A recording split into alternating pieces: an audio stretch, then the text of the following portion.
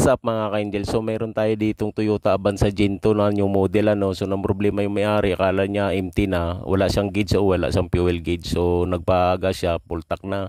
So ito ang gagawin natin, gagawa tayo ng magic dito. Tatanggalin lang natin itong mga tubo, mga fittings nito, tapos 4 na bolt ano.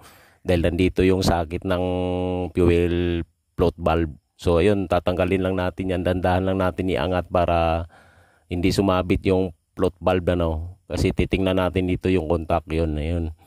Gagawa naman tayo ng magic dito. Gagamitin natin yung anting-anting natin ano. So na-verify ko na kung saan ang sanhin ang pagkamatay nito no. So ayun, i-on natin, nawala na yung sakit nito. So gumana na siya no. Gumana na yung fuel gauge, umangat ng 3 bars, tandaan paangat. So wala na, solve na yung problema. Naisahan na naman natin yung kasa guys, yung kasa ng Toyota, kung anong mga sikreto nito no, nagawa natin no. Tara, let's go!